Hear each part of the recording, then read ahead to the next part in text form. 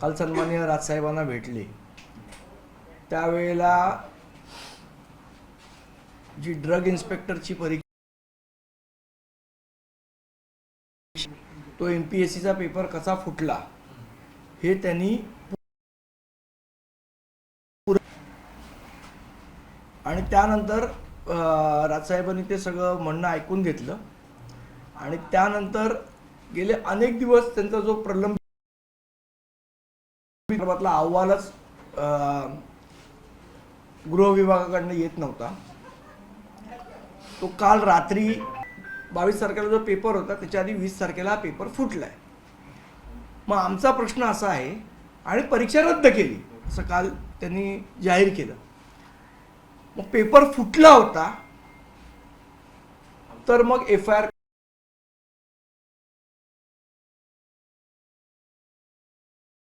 ज्यांनी हा पेपर फोडला कोण तो नंदुरबारचा क्लासवाला आहे कोण त्यांनी पेपर फोडला असं म्हणतायत असं त्यांचाही दावा आहे त्या विद्यार्थ्यांचा। तर मग त्याच्यावर FIR का दाखल झाला नाही? तो जो संबंधित क्लासवाला आहे त्याला पळून जाण्यासाठी का अवधी दिला गेला? का त्याला तात्काळ अरेस्ट केली नाही? म्हणजे आदल्या दिवशी तो बाईट देतो की मी पोलिसांच्या सगळ्या चौकशीला जायला फरार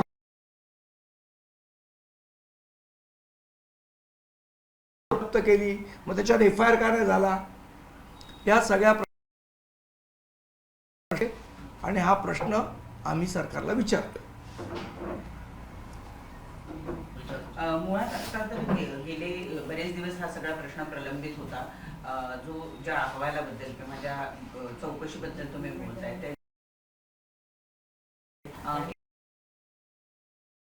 म्हणत आलं आहे का? कारण अशी ही चर्चा होती की ही संपूर्ण एक साखळी नाही। एक्झॅक्टली आता त्यांनी सांगितलं की पेपर फुटलाय, बरोबर, हे तर मान्य केलंय त्यांनी। मग आता याची चौकशी करायचं काम कोणाचं आहे? पोलिसांचं आहे ना। मग पोलीस त्याची चौकशी करायची असेल तर त्याच्यावर आधी FIR दाखल करावं लागेल।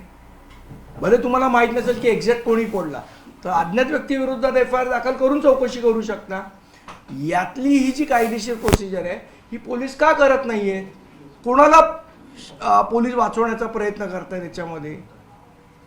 आपल्याला काही शंका आहे का या संदर्भामध्ये? आपल्याकडे काही अधिकची माहिती आली आहे का? नाही, माझ्याकडे माहिती आहे पण ती आत्ता मी बोलणं योग्य ठरणार नाही। माझं म्हणणं आहे पोलिसांनी याचं इन्व्हेस्टिगेशन केलं पाहिजे। पोलिसांनी सांगितलं पाहिजे ना की याला जबाबदार कोण आहे। तुम्ही जर मान्य करता पेपर फुटलाय तर मग या पेपर फुटीला जबाबदार कोण आहे? त्यांच्या विरुद्ध गुन्हा दाखल करायला पाहिजे। तो गुन्हा अजून का नाही दाखल झाला? बरं, हे तर पंतप्रधानांनी त्या इंस्टाग्रामच्या रीलमध्ये सांगितलं ना की पेपर फुटी खूप गंभीर विषय आहे आणि त्याच्यावर तुम्ही कायदा केलात संसदेत आणि इथे FIR पण दाखल करत नाही। म्हणजे सरकार पेपर फुटीबद्दल किती सिरियस आहे, किती गांभीर्य आहे त्यांना हे अर्थ दिसतं।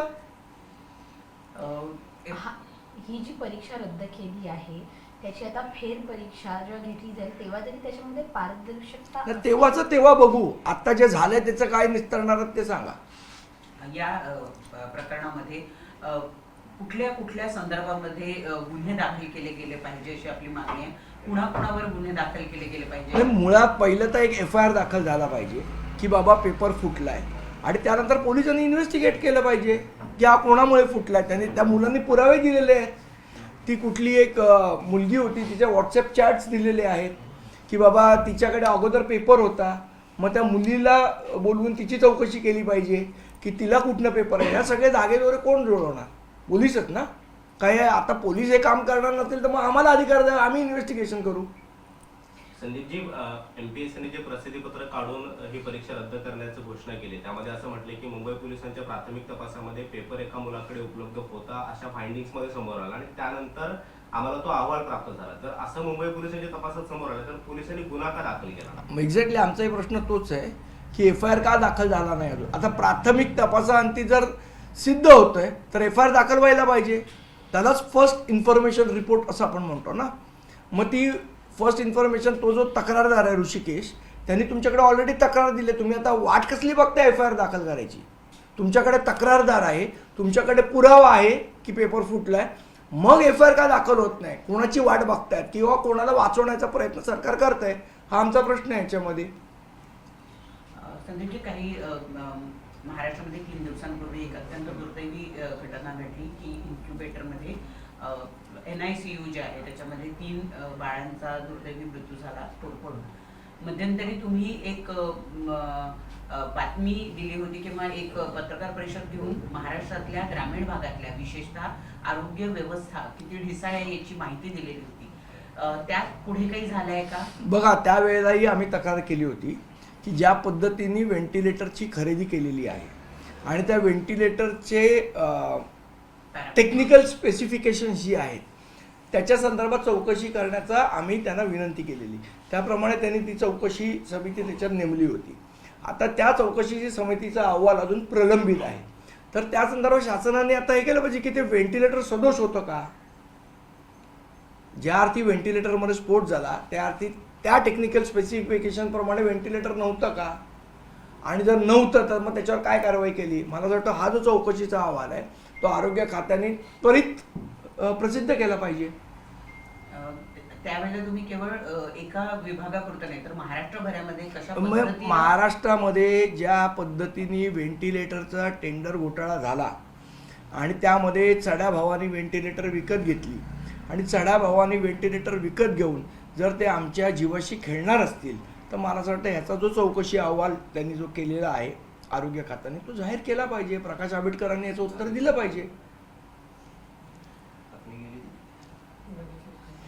त्यासोबतच आपण जर पाहिलं तर मग मराठी रिक्षा चालकांनी आता कोर्टात धाव घेतली आहे. त्यांचं म्हणणं आहे की आम्हाला पुरेसा वेळ दिला गेला पाहिजे. काल देखील परिवहन विभागाकडून असं सांगण्यात आलं की 3 महिन्याची मुदत जी आहे त्यांना देण्यात आली. मला असं वाटतं आत्ता त्यांचं काही लगेच परवाना रद्द नाही ना करत आहे. नाही, त्यांना नोटीस देत आहेत ना, म्हणजे वेळ देतातच आहेत त्यांना. शिकायला काय प्रॉब्लेम आहे. त्यांचं म्हणणं आहे की सक्ती केली जाते ती आमच्यावरती सक्तीचा विषय नाही, हा कायद्याचा नियम आहे. ते कायदा आहे हा की तुम्हाला जर परवाना पाहिजे असेल तर मराठी बोलता आलं पाहिजे. हा कायदा आहे, याच्यात सक्तीचा काय विषय आला. संदीपजी, एक प्रश्न असा आहे, सध्या गणेशोत्सव जवळ आलेला आहे आणि अशामध्ये गिरण गावातला उत्सव म्हणून ओळखला जाणारा हा उत्सव आता अंबानी आणि अदानी यांच्याकडे पाहायला मिळतोय. लालबागचा राजा आणि चिंचपोकीचा चिंतामणी सध्या अदानीबरोबर करार केलाय. कसं पाहता या सगळं? दुर्दैव महाराष्ट्राचं. म्हणजे गणेश उत्सव हा आमचा सण होता. कॉर्पोरेट वॉरचा भाग ही जर गणेश उत्सव मंडळ होत असतील तर ह्याच्यापेक्षा दुर्दैव नाही. उद्या काय गणपतीमध्ये आम्हाला गरबा बघायचा आहे का आम्हाला अदानी आणि अंबानीच्या हातात गणपती देऊन. आणि मला असं वाटतं ह्याची सुरुवात मागच्या वर्षी लालबागच्या राजाने केली. ही अत्यंत दुर्दैवाची गोष्ट आहे. मनाला हे पटूच शकत नाही. ठीक आहे, गणेश उत्सव मोठ्याने साजरा करायला पैसे लागतात. किती लागतात तुम्हाला? आज लालबागच्या राजामध्ये करोडो रुपये जमा होतात ना. लोक स्वतःहून येऊन तुम्हाला देणग्या देतात. मग कशाला तुम्हाला अंबानी पाहिजे तिथे? काय मोठा सल्ला अनंत अंबानी देतात गणेश उत्सव मंडळाला की इतक्या वर्षात तो त्यांना मिळाला नाही. अनंत अंबानी असं कुठला सल्ला देतात लालबागच्या राजाला की त्याच्यासाठी त्यांना सल्लागार म्हणून नेमलंय? गणेश उत्सव मंडळ कंपनी करायची आहे का की त्याला सल्लागार म्हणून अनंत अंबानीला घेतलंय तुम्ही? आणि मग त्यांचं बघून आता अदानी आले. ते म्हणतात आम्ही हा गणपती, उद्या अजून JSW येईल, उद्या अजून गोदरेज येईल. मग गणेश उत्सव मंडळ हे काय कॉर्पोरेट वॉरचं तुम्हाला ठिकाण बनवायचं आहे का? हा महाराष्ट्रातला मराठी माणसाचा मातीतला सण आहे. तो ह्या उद्योगपतींच्या हातात तुम्हाला द्यायचा आहे का? आणि गणपतीत काय आता गरबा चालू करायचा का आम्ही? आमचे महाराष्ट्राचे मराठी माणसाचे सण तुम्ही या गुजराती लोकांच्या हातात देणार आहात का? गुजराती कंपन्यांच्या हातात देणार आहात का? याचा सर्वात मोठा जर दोषी कोण असेल तर इतिहास माफ करणार नाही लालबागच्या राजाचे जे अध्यक्ष सुधीर साळवी यांना. हे माझं स्पष्ट मत आहे. माझे चांगले मित्र आहेत ते. पण ही जी काय भूमिका त्यांनी घेतली आहे अत्यंत चुकीची भूमिका आहे. असंच ईस्ट इंडिया का बघा, बिझनेसमन आहेत ते. अदानी असतील, अंबानी असतील, विदाउट प्रॉफिट ते काहीच करत नाहीत. ते ज्या अर्थी तुमच्याकडे इन्व्हेस्टमेंट, गणपती हे मार्केटिंगचं ठिकाण आहे. गणेश उत्सव हा मार्केटिंगचं ठिकाण आहे का? की इथे बाबा अंबानीचेच बॅनर लागतील, इथे अदानीचेच बॅनर लागतील, इथे काय JSWचेच बॅनर लागतील. गणेश उत्सव मंडळ तुम्ही मार्केटिंग म्हणून वापरताय का गणपतीला, आमच्या देवाला? माझ्या तर संताप होतो, मनात चीड येते या सगळ्या प्रकाराने. आणि याचा माझी हात जोडून विनंती आहे आमच्या सगळ्या मराठी गणेशोत्सव मंडळांना की याचा कृपया कृपया कृपया आपण नीट विचार करा, आत्मपरीक्षण करा, आपण करतोय बरोबर आहे का? नाही तर उद्या 50 वर्षांनी लालबागच्या राजाचं नाव अंबानी गणपती असेल आणि चिंतामणीचं नाव अदानी गणपती असेल. हे तुम्हाला पाहिजे का? हे तुम्हाला चालणार आहे का? याचा विचार आमच्या मंडळातल्या मराठी मुलांनी केला पाहिजे, मला हे प्रामाणिकपणे वाटतं. सध्या काही दिवसांपूर्वी घटना सुद्धा घडलेली पाहायला मिळाली. उंच मूर्ती जी आहे ती कोसळली. या गोष्टींचाही विचार करायला पाहिजे. मला असं वाटतं बघा, मूर्ती किती उंच असावी, काय असावी, आपल्याला ती एवढी उंच मूर्ती बनवून आपण त्याची निगा राखू शकतो का? या गोष्टीचा पण विचार करायला पाहिजे ना. हे अशा प्रकारे जर आज काय त्या फॅमिलीवर गुजरली असेल, ज्यांच्या अंगावर गणपती पडल्याने त्यांचा मृत्यू झाला, आज त्या फॅमिलीला काय वाटत असेल, बाप्पाला काय वाटत असेल, हा विचार करा ना. की माझ्यामुळे एका मुलाचा दुर्दैवी मृत्यू झाला, बाप्पाच्या मनात काय येत असेल? आणि हा केवळ निष्काळजीपणा आहे. आणि ही केवळ कसली कॉम्पिटिशन आहे? 2 फुटाचा गणपती तुमच्या इच्छा पूर्ण करत नाही आणि 23 फुटाचा गणपती इच्छा पूर्ण करतो. हा कुठल्या धर्मात सांगितलंय? माझ्या तर धर्मात नाही सांगितलंय, हिंदू धर्मात. गणेशोत्सव समन्वय समितीचं म्हणणं तुमचे गणेशोत्सव मंडळातली आपापसातली कॉम्पिटिशन हा लोकांचा जीव घेऊ शकत नाही. हे स्पॉन्सरच जबाबदार आहेत या सगळ्या गोष्टीला. हा, आता पैसा जर कॉर्पोरेट लोक जर याच्यात पैसे इन्व्हेस्ट करणार असतील तर ही अशीच कॉम्पिटिशन वाढत जाणार. उद्या 50 फुटाच्या मूर्त्या कराल तुम्ही, कारण पैसे येतात. अदानी पैसे देतोय, गोदरेज पैसे देतोय, अंबानी पैसे देतोय. आणि मला माहिती आहे का सगळे चॅनल दाखवणार नाही, कारण बरीचशी चॅनल अदानीची पण आहेत आणि अंबानीची पण आहेत, त्यामुळे त्यांची दाखवायची हिंमत नाही. ही गणेशोत्सव समन्वय समितीचं म्हणणं होतं की आम्ही आयुक्तांकडे 2 महिन्यांपासून वेळ मागत होतो. जे खड्डे आहेत आगमन मार्गावरील त्याच्या संदर्भात बघा, चर्चा खड्डा हा केली. विषय आहेच. तुम्हाला माहिती आहे ना, हे सरकार सुधारणार नाहीये. म्हणून का आपण गणेश उत्सवाच्या ज्या गणेश मूर्ती आहेत त्या आपण स्टेकला लावणार आहोत का की खड्डे आहेत? तर आपण त्याप्रमाणे आता विचार करायला आपण काहीतरी आत्मपरीक्षण करायला पाहिजे ना. सरकार तर नालायकच आहे, ते खड्डे बुजवणारच नाहीये कधी. पण म्हणून आपण गणपती बाप्पाची मूर्ती स्टेकला लावणार आहोत का तिथे? आणि आता जे काय मी बघितलं ते फक्त खड्ड्यांमुळे झालं असं मला वाटत नाही, जी काय घटना घडली ती. कारण त्याच्यात त्या मूर्तिकाराचा पण मी बाईट बघितला. त्यामुळे मला असं वाटतं समाज म्हणून आपण या गोष्टीचा विचार केला पाहिजे. आणि महाराष्ट्रातला समाज हा नेहमी पुरोगामी राहिलेला आहे.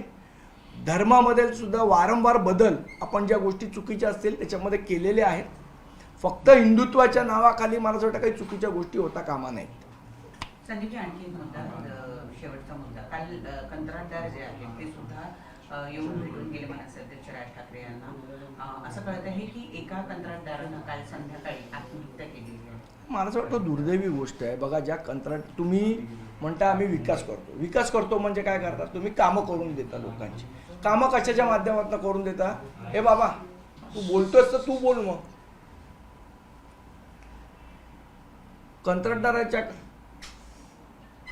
कंत्राटदाराच्या माध्यमातून कामं करून देऊन तुम्ही विकास करता, बरोबर? मग ज्याचा विकासाच्या नावावर तुम्ही मतं मागता त्या कंत्राटदाराला पैसे द्यायला नको, त्याच्याकडे फुकट कामं करून घेणार आहेत तुम्ही. याच कंत्राटदारांचे संदीपजी पैसे रखडलेले आहेत. याबाबत मंत्री हो, काल पळून गेले ते. तुम्ही प्रश्न विचारत होतात तेव्हा यांना आम्ही प्रश्न विचारले, मात्र त्यावरती अपेक्षित उत्तर न देताच ते निघून गेले. मोदींचं अनुकरण करतात ते, पत्रकारांच्या प्रश्नांना उत्तर न देण्याचं. त्यांची परंपराच ती आहे. पण त्यांना या संदर्भातलं कुठलंही गांभीर्य नाही आहे का की आदिवासी विभागाचे सर्वात जास्त पैसे हे रखडलेले आहेत, अनेक विकास कामं झालेली आहेत, तर अनेकांची नारळ देखील फोडलेली आहेत. निवडणुकीच्या पार्श्वभूमीवरती सगळ्या याचा शुभारंभ करून घेतला. माझा एक सिंपल प्रश्न आहे सरकारला. गुजरातवरनं आलेल्या कंत्राटदारांना पेमेंट कसं होतं आणि महाराष्ट्रातल्या कंत्राटदारांना पेमेंट का नाही होत? मिसिंग लिंकचा कंत्राटदार कोण? नवयुगवाला. पेमेंट झालं, काम निकृष्ट असून पेमेंट झालं ना त्याला. मग महाराष्ट्रातल्या कंत्राटदारांनी पूर्ण काम केल्यानंतर पण त्यांचं पेमेंट का नाही होत आहे? महाराष्ट्रातला सगळा मलिदा गुजरातला पाठवायचा आहे का?